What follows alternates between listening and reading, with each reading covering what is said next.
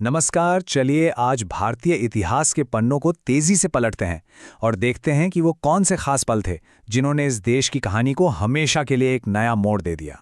तो आज हमारे सामने एक बहुत बड़ी चुनौती है। क्या हजारों साल के भारतीय इतिहास को कुछ ही मिनटों में समेटा जा सकता है? कोशिश करते हैं। चलिए इस रोमांचक सफर पर निकलते हैं। तो हमारी कहानी की शुरुआत होती है बहुत बहुत पहले, उस दौर से जब इस धरती पर दुनिया की कुछ सबसे पुरानी और सबसे एडवांस्ड विकसित सभ्यताओं ने जन्म लिया था। जरा सोचिए, मोहनजोदड़ो जैसे शहर, जहां उस जमाने में भी पक्की सड़कें और नालियां थीं। कमाल है ना?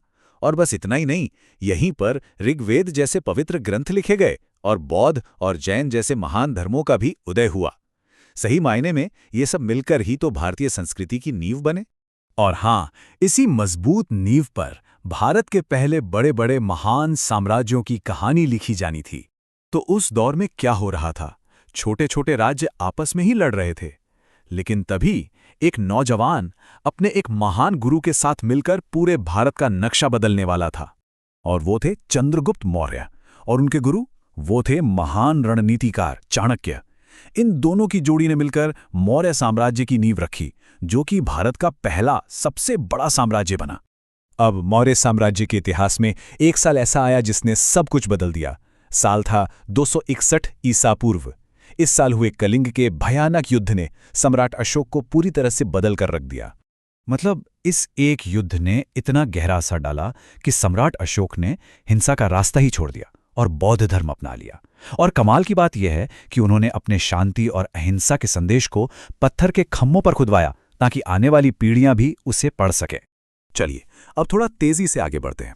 मौर्य साम्राज्य के बिखरने के सदियों बाद श्री गुप्त ने गुप्त वंश की स्थापना की। और ये जो दौर था ना, इसमें भारत ने विज्ञान, कला और साहित्य में इतनी जबरदस्त तरक्की की कि इसे आज भी भारत का स्वर्ण युग या गोल्डन एज कहा जाता है। इस दौर में हर्षवर्धन जैसे महान राजा भी हुए, लेकिन जल्दी उत्तर पश्चिम से हमले शुरू हो गए और फिर हुई तराइन जैसी बड़ी लड़ाइयां पृथ्वीराज चौहान और मोहम्मद गोरी के बीच, जिसने एक बार फिर इतिहास का रुख ही मोड़ दिया। और जानते हैं इन लड़ाइयों का नतीजा क्या हुआ? दिल्ली भारत की राजनीति का नया सेंटर बन गई और बस यहीं से शुरू हो गया दिल्ली सल्तनत का दौर। सोचिए, अगले 300 सालों तक दिल्ली से अलग अलग राजवंशों ने राज किया। इन्होंने कुतुब मीनार जैसी शानदार इमारतें तो बनवाई ही, साथ ही बाजार को कंट्रोल करने जैसे बड़े आर्थिक सुधार भी किए, जिनका असर किसी न किसी रूप में आज भी महसूस किया जाता है। लेकिन इतिहास का पहिया घूमता रहता है, राइट? दिल्ली सल्तनत का भी अंत हुआ और फिर भारत में एक ऐसी नई ताकत ने कदम रखा जिसने आने वाली कई सदियों के लिए यहाँ की कला, संस्कृति और सियासत सब कुछ हमेशा के लिए बदल दिया। जी हाँ, हम बात कर रहे हैं मुगलों की। साल था 1526, जगह थी पानीपत। यहां की पहली लड़ाई में बाबर ने कुछ ऐसा किया जो पहले नहीं हुआ था। उसने तोपों का इस्तेमाल किया और इसी के दम पर उसने दिल्ली के सुल्तान को हराया और भारत में मुगल साम्राज्य की नींव रखी। फिर आए सम्राट अकबर, जिनके समय में मुगल साम्राज्य अपनी बुलंदियों पर पहुंच गया।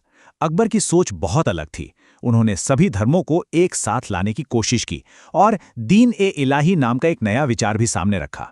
ये उनकी सबको साथ लेकर चलने की सोच को ही दिखाता है। अच्छा, अकबर के बाद जो शासक आए, उन्होंने भी अपनी एक अलग छाप छोड़ी।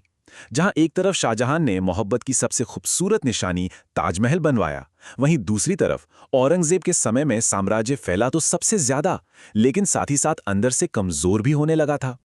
और जैसे ही मुगल साम्राज्य कमजोर हुआ, यूरोपीय ताकतें भारत में अपनी जगह बनाने लगी और बस यहीं से शुरू हुआ भारत का एक नया अध्याय, आजादी की लंबी और बहुत मुश्किल लड़ाई का दौर।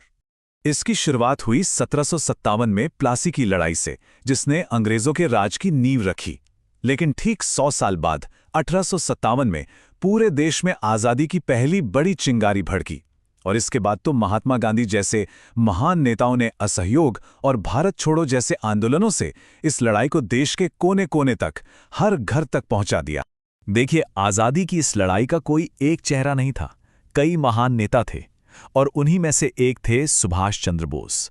उन्होंने आजाद हिंद फौज बनाकर अंग्रेजों को सीधी चुनौती दी और उनका वो नारा, तुम मुझे खून दो मैं तुम्हें आजादी दूंगा, आज भी सुनकर रोंगटे खड़े हो जाते हैं ना। और फिर दशकों के संघर्ष, अनगिनत कुर्बानियों और लाखों लोगों के सपनों के बाद आखिरकार वो ऐतिहासिक दिन आया, 15 अगस्त 1947। वो दिन जब भारत की तकदीर उसके अपने हाथों में थी।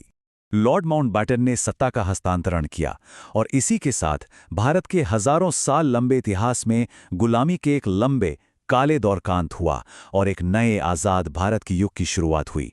तो ये थी हजारों साल की कहानी कुछ ही मिनटों में। हमने देखा कि कैसे हर मोड़ पर भारत बदला, कभी गिरा फिर संभला और हमेशा आगे बढ़ता रहा। अब सबसे बड़ा सवाल ये है कि इतिहास के भविष्य के पन्नों पर कौन सी नई कहानी लिखी जाएगी।